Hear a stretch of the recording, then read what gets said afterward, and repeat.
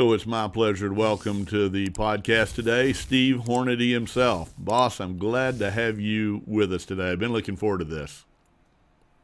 Well, thank you very much, Dave. I'm looking forward to it as well. I appreciate it. You know, our topic is going to be today is going to be about something that you and I both enjoy, and that's the hunt for Africa's dangerous game. And you know, when you break down dangerous game, people say, "Well, what is it?" Well, look, it's an animal that has a combination of maybe size, temperament, strength, teeth, tusks, claws, that at the end of the day, if it all goes wrong, this animal gets you down, has the ability to kill you, to literally end your life.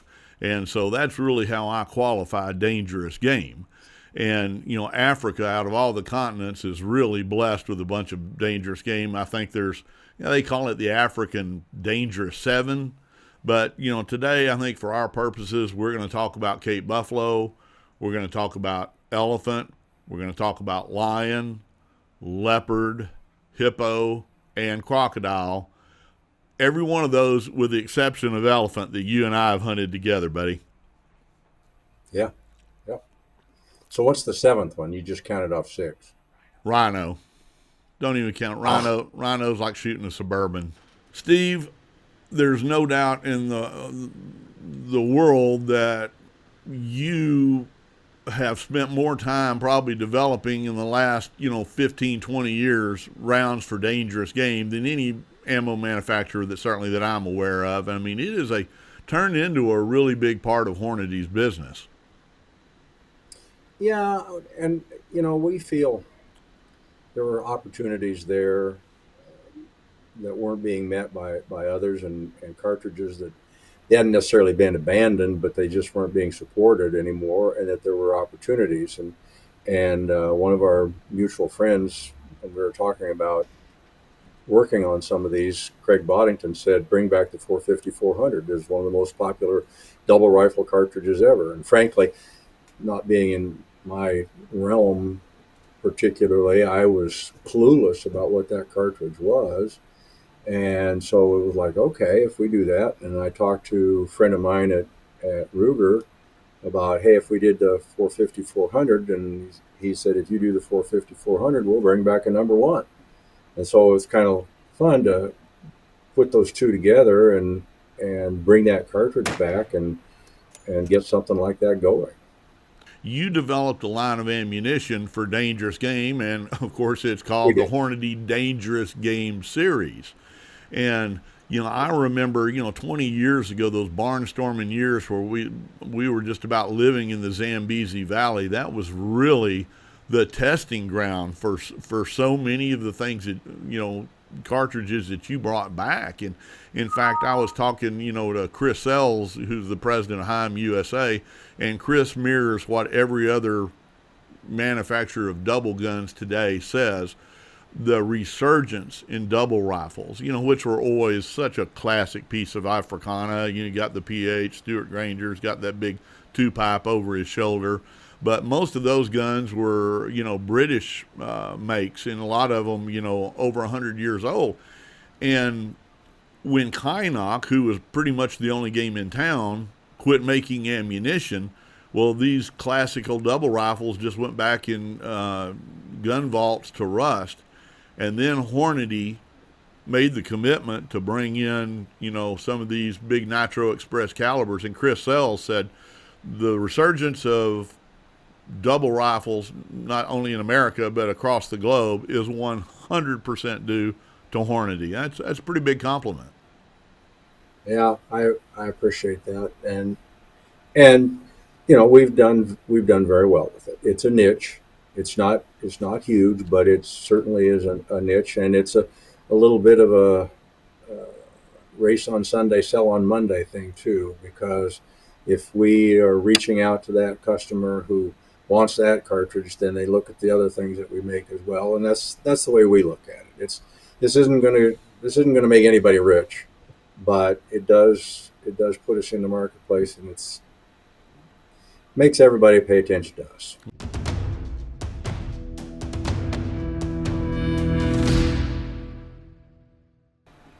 Let's start our dangerous game safari for the animal that you and I have hunted probably most together, and that's Cape buffalo. Now, this is a pretty special hunt. This happened about 20 years ago in the Zambezi Valley. We'll show it, and then we'll break it down. He's looking at us. Get on the sticks. Do you see his frontal? He's looking right at us. Yeah, that's the one. That's the bull. He's got a big bust, deep curls. Okay. He's down, Steve. He's down. Reload. Let's go. Let's go. Let's go.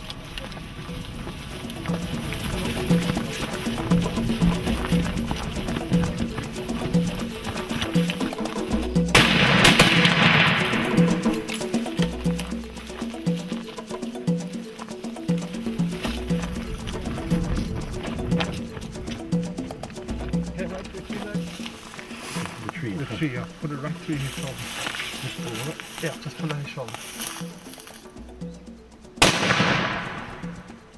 Beautiful. Right just straight down. Brilliant shot. Steve, that was Everything a came really together. I tell you, cool the trackers, collaboration Craig, between Hornady and our friends at Ruger.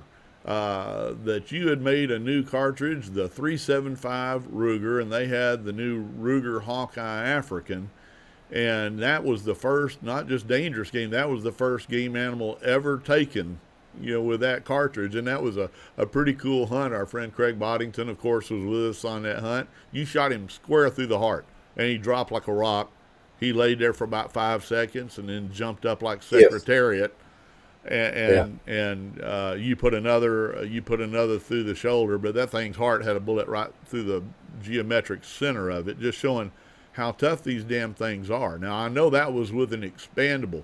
Talk about what I want to get your thoughts on, expandables and solids on buffalo hunt. I know you always bring both. I always bring both. Most, professional hunters, carry both in their belt for different reasons. Let's talk about that.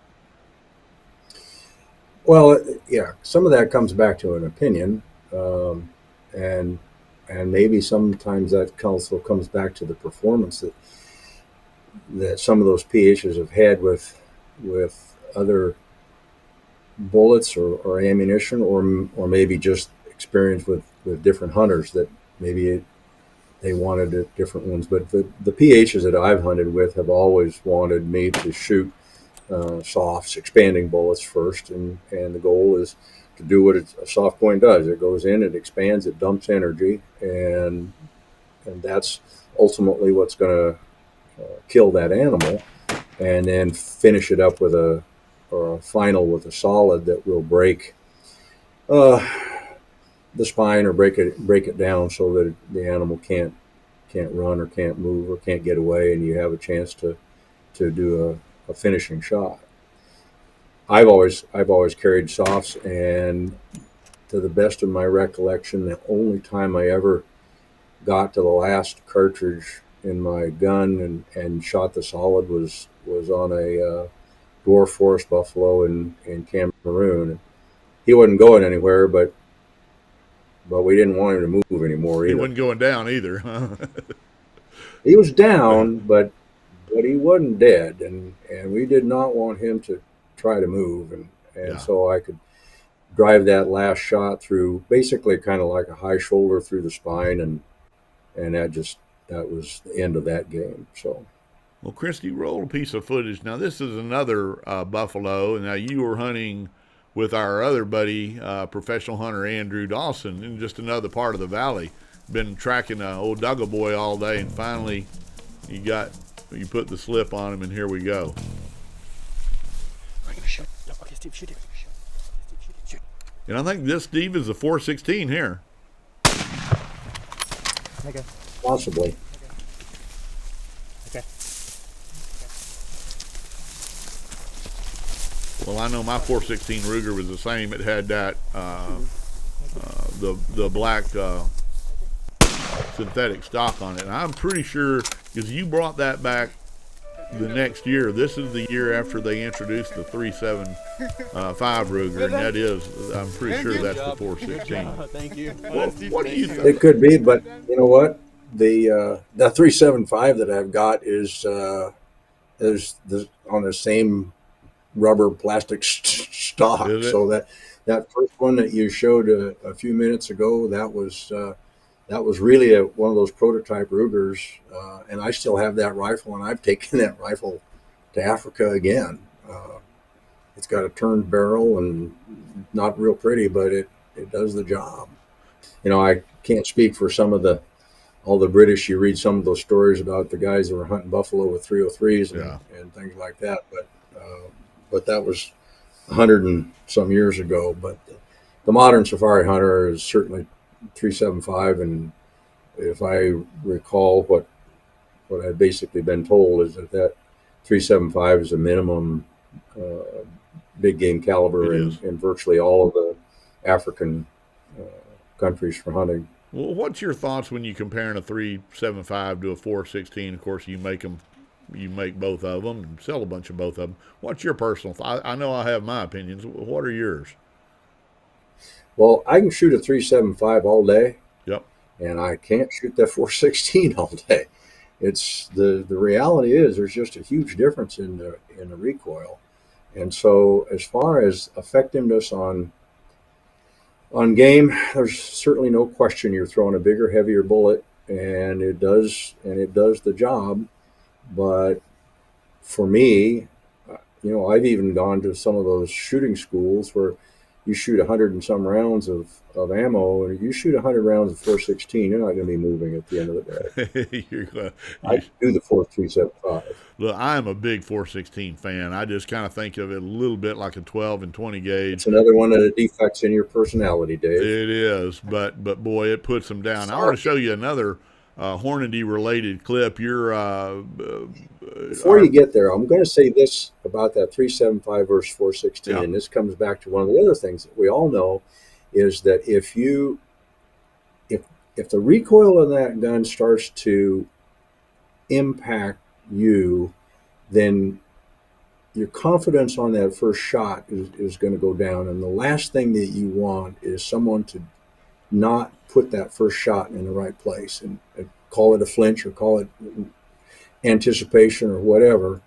And to me, that's one of those big things for the 375 for most of those shooters and hunters. They're going to be more successful. No, that is golden advice, and that's what every PH would tell you. I would rather you hit it right with a 375 than hit it off center with a 600 nitro. Well, let's go now to the only animal on our dangerous game list that you haven't hunted. You've been around them a whole lot, but elephants. Now, elephant is a very specific. For a bullet manufacturer, you're talking about one type of bullet, and that's a solid, yeah. Pretty much, as you say, I've never hunted them. It's just circumstances haven't worked out, and I haven't been in the right place at the right time. But pretty much, everybody I've ever talked to, it's been a solid, and usually, almost always, it was a brain shot. But I've seen some of those videos and things where they've taken shots from the side, a heart shot, and it looked like those were solids, but I thought those were softs. Yeah, I haven't seen very many people. Look, I truly, I bet I wouldn't want to place my safari on it, but I think you could take a Hornady DGX on a side brain of even a big Botswana bull. I think you could reach the brain, because on a side brain shot, and we're going to show some examples, on a side brain shot, you're trying to drive a bullet about that far before it gets into the brain cavity itself. On a frontal shot, now that's about distance is about that much, and of course that big skull system of a bull elephant, it's kind of a honeycombed, but when you're having to push a bullet through a lot of bone to get to the brain, yeah, you're not taking I don't know any PHs that are taking chances with anything but a good solid bullet. So Christy, let's roll a couple show me a side brain shot and how effective it can be. Brain shot. Great shot.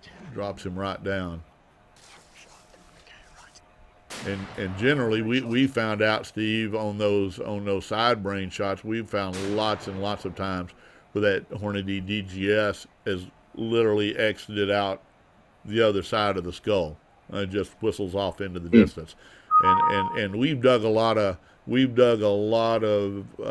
bullets out of elephants just like we do on buffalo. And boy, you've got to hit a major leg bone before you see any deformity at all, even slight in a DGS.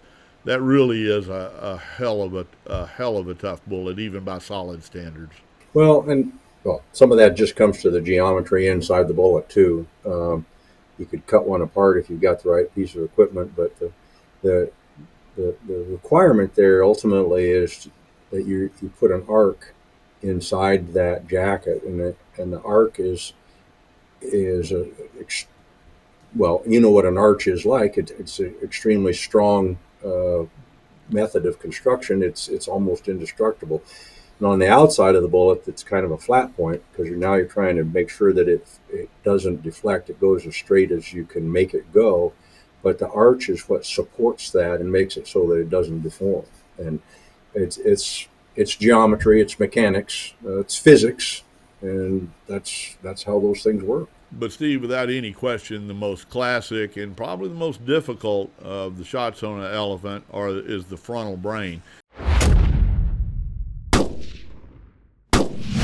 This is a good friend of ours, Jeff Devine, hunting with professional hunter Keith Wall in Zimbabwe.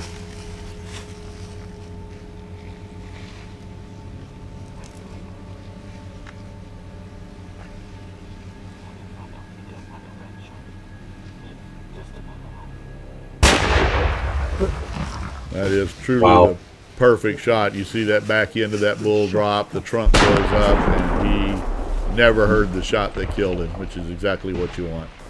For a brilliant trip. Absolute pleasure, Jeff. Thank you. Yeah. Now, Steve, you haven't hunted an elephant yet, but if you do, what caliber do you think you'll go with?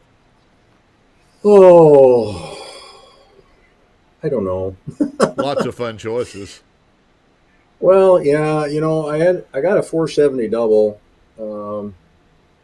almost kind of by default, and that would be one option. But I've got that 450 400, and I've actually hunted with that a couple of times, taken it to Africa at least twice, and I'm fairly comfortable with shooting it too. Speaking of special hunts, let's go on to our next species, which is African lion. And he is probably, when people think of Africa, this is probably what they think of. Well, maybe not one laying on his back asleep. Steve, let's just roll this footage, and then we're going to break it down and roll it again. But this is you with professional hunter Paul Smith, hunting with Chifuti in the Zambezi Valley, and we'd been baiting. And we snuck in there, and this old lion wasn't on the bait, but he was just asleep in the riverbed. We were breaking sticks. I think Paul broke a couple of 2 or 3 sticks, and finally the lion opened his eyes, and Stephen broke a bigger stick, and now you're in business.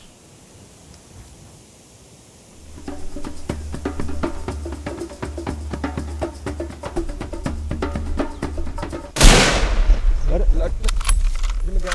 Watch his head. Hit him in the back of the neck there. How excited were you about them? Again. Oh, I don't think there was any air going through my lungs at that point. And that, I think that was at 416. Yeah, also. it was. I remember. Anywhere now. I've told that story, and I remember that hunt, and the thing about it that it was the coolest to the whole thing was that animal was, I mean, he was in a perfect place, stream bed. He's got water there. He's got a half a hippo hanging up on the tree above him, and he's lying in the sunshine, just like my house cat, basking in the sun. And they broke that first stick, and his eyes popped open and stared right at us. Yeah. I mean, Stephen, the tracker was, he was right behind me, and when Paul told him to break that stick, and it's a little stick, Yeah. but just that one snap, and that animal knew that is not the right sound, and his eyes popped open, of bright yellow eyes, and they are staring right at you, and he hasn't moved. They broke that second stick, and boom, he's on his feet, and now he knows that there's a threat, and he takes a step, and that was that. When you think about how tiny that little snap was, and how alert that made him, like you say, we were pussyfooting in there, just tiptoeing through the tulips. Yeah, but that was just a really big line too. And if you saw the trophy deal, that was your daughter Megan's first African experience. She was on that trip, and I remember how excited Megan was when we called into camp and said, "Hey, we got him." And boy, everybody boiled into a car and came out there, and we all got to celebrate together. That was a cool moment for all of us. But that was also a 416 on that cat, and it just floored him. So talk about when designing a bullet, for a big cat. Again, 450 pounds is a big. You hear a 500 pounders, that's probably with 50 pounds of buffalo in his gut. But a lion's a big animal, but they're not incredibly thick skin. Their bones aren't anything like a buffalo if you strike a bone, but they got a lot of muscle. They look like a gorilla once you open them up. So tell me what you want to look for in a good lion cartridge and bullet specifically. Well, that's going to come back again to the same thing about use enough gun. You don't want to go after a lion with a 300 Magnum of any kind. Again, 375 would be the minimum there. But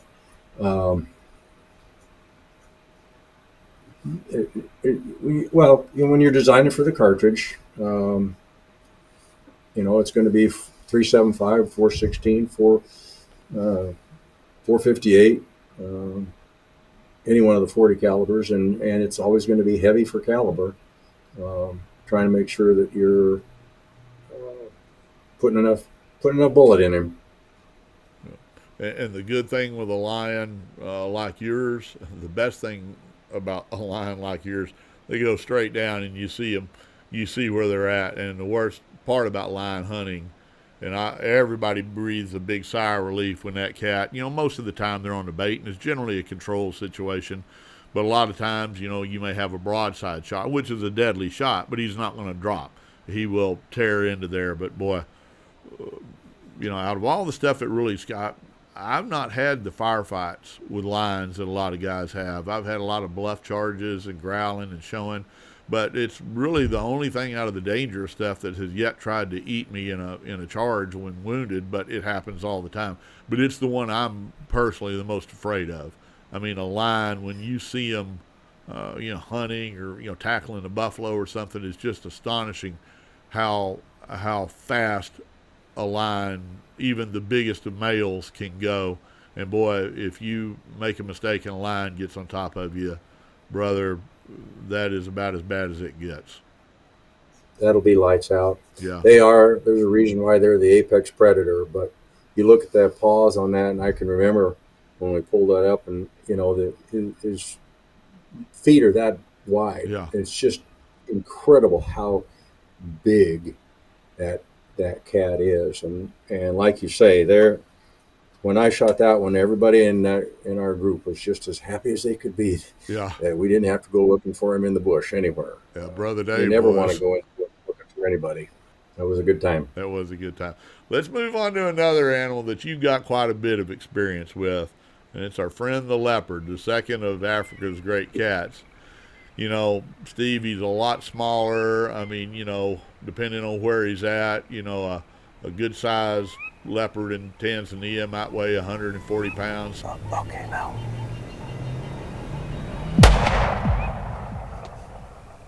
Good shot, man. He's there in the tree. Kabooby, kabooby.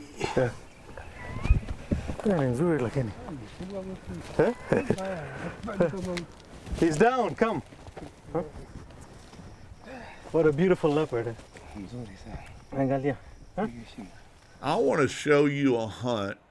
Well, it's not even really a hunt. I want to show you a piece of video here, and I'm going to see if I can jog your memory. Is this one that you filmed with me, Dave? This is a cat. Now, Steve, that's your leopard. You may not even remember this, but I actually didn't get that cat getting killed in the tree.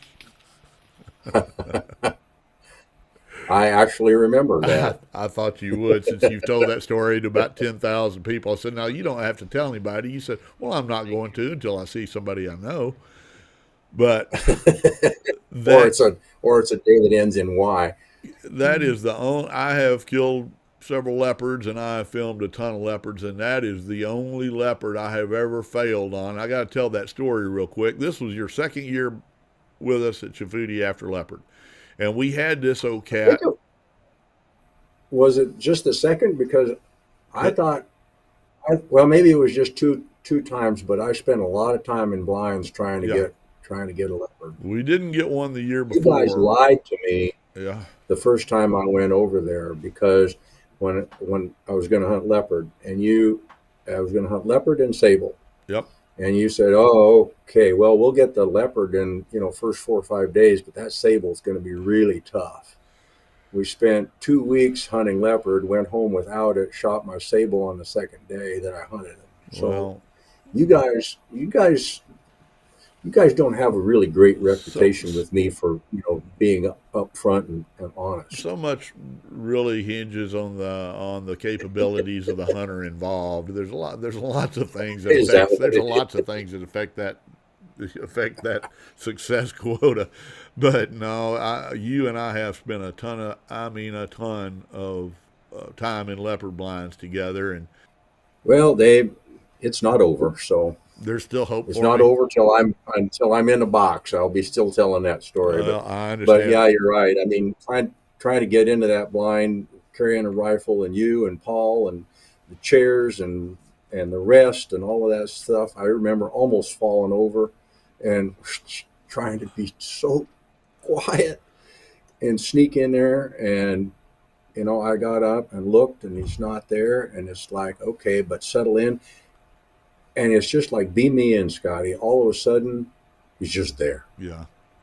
And the funny thing about it is, and I still remember this, it was so early that everything was gray. Yeah.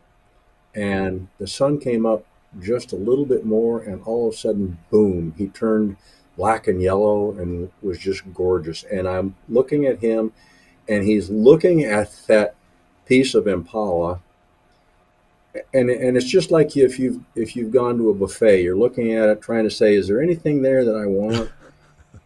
And I could just see in his face, or the way he acted, it was just like a person would. It's like, nah, there's nothing there. And I knew he was going to leave in a fraction of a second. Well, and that fraction of a second, I pulled the trigger. Well, I want to show you another piece of video of what. It's too bad we don't have one of that shot. I know, but anyway, it's terrible. But yeah, look, it's a special animal. Again, let's just your thoughts on bullets and caliber types. Well, again, as you pointed out, leopard aren't big. They're a lot like North American mountain lion as far as size is concerned. Their temperament is certainly different. And I saw a video here the other day somebody sent about why you're not going to mess with a leopard, and it's a leopard's got an impala in its mouth, and it climbs the tree carrying that thing. Now, it's just incredible, the strength that they have in those legs and shoulders, and how they can drive up that tree carrying all of that weight, as much as their own weight. Yeah. When you think about it. Or more. I've seen them go up there with half-grown zebras up in trees. Yeah, in their mouths. So it's not only are they hauling it, it's in the way and everything else. And so they're staggeringly tough, and you don't want to make a mistake. But it does not take a big cartridge to kill one. Any good solid 30 will do it. And there's nothing wrong with taking something bigger, because it's not gonna hurt. It was a good shot and great, man. Congrats. I'm glad you got this done. Man, I tell you, it just gets your heart pumping. Now let's go to something a little bit bigger, and it's something that you have quite a bit of experience with. It's hippo. You've shot, what, 3? I think 3. Yeah. So hippo's not going to be confused with a classic, dangerous game animal. But is he a dangerous game animal? He can be utterly the definition of murder. Here's one. This is the one. This is your first bull. He wants to go to the water. Come, let's go get Right. him. I don't think this one's going to show the entirety of that hunt, but we'll talk about it. But here's the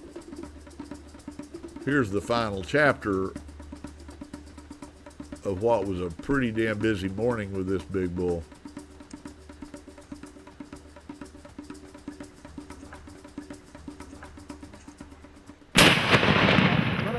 And you made just the perfect shot. Steve, what? Because we didn't have the whole hunt, so why don't you walk everybody through what we had just experienced?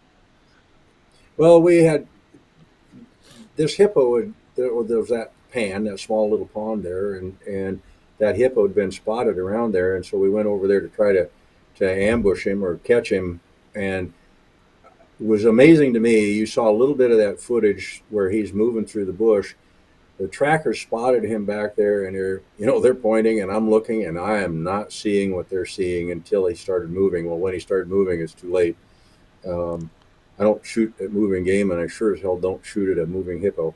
And we were trying to intercept him and prevent him from getting into that pond so that we could get him on land.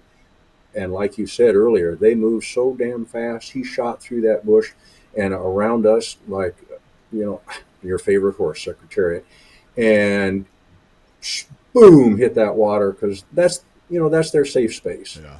And he hit that water and turned around, and I had that Ruger 450 400. That was that brand new rifle, and I had that Trijicon scope with that little illuminated diamond at the top of the post, and it was put that little illuminated diamond right there in the diamond that's formed in a hippo's forehead, and pulled the trigger, and that was it. Like most people, No way. They get up there the first time they see him, and that hippo just keeps coming out of the water and coming out of the water. Until you walk up there and really see one, you don't realize the enormity of that of the beast you just shot. They're huge things. They are huge, and those tusks are just amazing. You realize the damage that they can do. And hippo hide has got to be easily the thickest that I've ever seen. And you don't just take your knife and cut down through it. No. You got to cut in there and then slide that knife in and pry it through that hide to get it to come out. And when you think about it, those bulls that fight with one another, you see those scars on their back from those tusks. You understand why it has to be as thick as it is. Well, they do. I mean, they spend half their time. There's nothing more neurotic than he's either trying to get cows and fighting to get cows, or if he's got cows, he's fighting every day of his life to keep other bulls out of his harem. And they're known for, we've seen them. We've been out there fishing in the Zambezi and, in pontoon boats and have those things come tearing out of there and give you a rev. Yeah. Now, and I don't want to be on the Zambezi River in a little dugout canoe either. Negative. Well, again, now Christy, show me a piece of footage. We got another brain shot. Now this is on, okay, here's one on land. Now it's a little bit different deal. And that's our buddy, that's actually Chris Sells with Heim. Now, you can see how early it is. Obviously, if he was going for a brain shot, he didn't get it there. Now, if I know this hippo, he's heading like hell straight at whatever water source he calls home. Right. Like you see the truck over there, he probably saw this thing from the truck. There he goes. And brings him down. Now, Steve, that's a game for solid bullets only when they're on land. Agreed? A hell of a shot, too. Yeah, Chris can shoot that two-pipe. Well, and sometimes, and even though I don't think you shot, have you shot one on land? I did. Yeah, I think he was right next to the water, but he wasn't in the water. Yeah, but he wasn't. It was late in the day, and he was near a pond, and we were coming back, and we had a hippo on license. I wasn't really all that worried about hunting one at that point in time because I'd taken that one before, but it was if we don't take him, we lose it on the license, and we're not going to lose the quota. So Yeah, so I shot him. Yeah. Well, when you get them on land, they spend their daytime in the water, and, in the evening, they come out to feed, and those things will go astonishing distances into the bush depending on the graze. Unbelievable. You'll be 3 or 4 miles from the river, and you're looking at a road, and here's a lone bull hippo track, crossing the road, and you see them out there and bump into them. Now, let's talk about the brain shot for hippo. I'm perfectly comfortable using a expandable on that. You? I would be, yeah. It's face on at that point in time, and they've got a heavy skull, but it's again, you're almost perpendicular. It should be pretty reliable. Yeah. Well, I've never seen a good expandable either from the side or the frontal fail to get in there. But when they get on land, if you try for a brain shot on land, you better be damn close. And you're generally not. And at that point, you're shooting them like you would a buffalo. You're using a solid, trying to get in a heart lung shot, and he'll go as far as he goes, and he falls over. Yeah. Well, that takes us to really the last critter on our list, and you've heard me tell you this. It's not the most classic hunt, but it's probably the hunt I personally enjoy as much as anything in Africa has ever provided me, and that's the hunt for a Nile crocodile, because it is truly a rifleman's game, and you and I had a pretty damn memorable couple of days crocodile hunting that finally culminated in what we're about to see.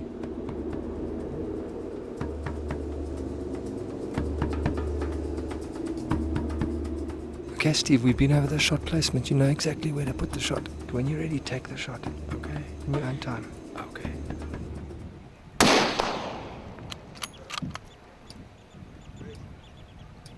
Steve, how many hours did we lay there face down on a sandbank waiting for that to happen? Well, it was days, Dave, Yeah. because we had seen these crocs, and we found like a quarter of a hippo that we put in the bait, and they buried a log and chained the hippo leg to it, and then we'd come back and check it, and there'd be God knows how many crocodiles there are in the Zambezi River, but they all seem to be hanging around. And then that guy that we shot was there, and we could see him, and then he was on the back side of that little sandbank. And he would come into that spot and lie there, and you could just see the top of his back along there, and he was just covered in that with that sandbank in between. And we would come down there to the river, and he'd slide off into the river. He'd go downstream, and we could see him, and we'd hide in the blind that we built there. And eventually, he would come back, and he'd crawl back up on that sandbar in the exact same spot on the back side. And so we did that. As I recall it, it was about 2 or 3 days that we did that to keep him, trying to get him to do something. And we'd come down to that blind, and when he came back that time, he crawled up on top instead of on the backside. Yeah. What caliber? Do you remember what caliber and bullet you used on that? That was 375 Ruger. Yeah. And that's perfectly. That might have been one of the first hunts too, because it was with Paul, and we were right there at Shafuti and in the just upstream from the camp there. Well, I just remember that was one of the more difficult as far as just, look, we've been on croc hunts. You see a big one, you go inland with the boat, you stalk up and get up above them, and you shoot them. Guys say, not too much to that. But, boy, our hunt wasn't like that. And I always use the analogy that when you're shooting your crocodile, you will know exactly what NFL place kicker feels like when he goes out there with 2 seconds left on the clock and has to drill a 40-yard field goal, and the Super Bowl's on the line, because there's no tracking a wounded croc. We call it the most expensive splash in Africa. I'm not going to say I was very lucky. I'll tell you I was really good on the weight. I think you were pretty good on that one. But, as I said, I loved that 375, and it was accurate as hell. And we were shooting impala for bait, and I was dropping them, but I had all the confidence in the world I could put that bullet in the right spot if he ever gave me a chance. And the other thing about it, you kind of mentioned it or alluded to it, is that water is dangerous. So after we shot him and he's dead, then we had to guard him because all these others are hanging around there looking and thinking about, there's some meat that's not moving there. Yeah. And you're not going through that water to get to him either. No, not unless there were others of the same species that would have been happy to have taken you with them. So we had to wait until the guys could get the boat and bring it all the way upstream and get us and get out to that island and then roll that thing on there. And he weighed. It's not like throwing an impala in the boat, is it? No, we estimated at the time it took at least 6 or 7 of us to roll him into that boat. Yeah. And then when you could get his mouth open and kind of pick him up, you could drain, I'll bet, 200 pounds of water and undigested gut stuff out before we could get moving. But when they're dead, they're glued to the ground. Yeah. Steve, now with with Jason's son, now he's not only hunted Africa, he's tackled buffalo and stuff. So now with, your dad, Joyce, and yourself and your kids, I know Jason and Megan have multiple safaris under their belt. Has Libby's been over there? Oh yeah. Yeah. Libby's been over there a couple times, and she had a hell of a hunt in over on the East Cape. She and Will, they had a wonderful hunt with Cam Safaris over there, and I met them over there. Took my granddaughters with me and met them over there, and then went on that rhino dart. Okay, now I remember that. I thought Libby went over there. Well, I mean, that's got to be that's a pretty cool thing that 4 generations of Hornadys, have, all kind of fallen under the spell of Africa, which is pretty easy to do. But that's got to be kind of a satisfying deal to Papa Hornady. It is, and I'll tell you what, I'm really proud of the girls. They've both been to Africa several times, but they've been on several other mountain hunts for. They were just in Austria here not too long ago, where they both got ibex and chamois. Hunted in Mexico for mule deer. Libby shot a monster moose up in British Columbia, and Megan shot a monster moose in Newfoundland. Yeah, I always enjoy being on safari, but you and I have had so many laughs. We've been in some tight corners and some long, tough, sweaty, tsetse fly bitten days. I tell people Africa's not a straight line. It's a series of advances and retreats. But you and I have experienced a whole lot of the Dark Continent together, and I can honestly say I've never had a minute of it I didn't enjoy. We have, we have shared a lot of memories, and that's always special when you got somebody, and some of them are good, some of them are bad, some of them are scary, some of them are funny, and we've had all of those. But I just want you to know how much our entire team, we appreciate you, and we appreciate the support. Hornady's been with us since day one, and there's absolutely no way we could have ever done and still continue to do what we do without the support of Hornady. And brother, we just appreciate you a bunch, and I appreciate you taking the time to be on Safari Classics TV today. Dave, it was my pleasure. I appreciate it. Well, it's a good time. Yep, buddy. I get to rehash that. I get to rehash the video of that leopard. The non-video of the leopard, or the non-video of the leopard. Brother, I appreciate you, Steve. Thanks so much for being with us. I will talk to you soon, buddy. All right. Thank you. Have a good day. You bet.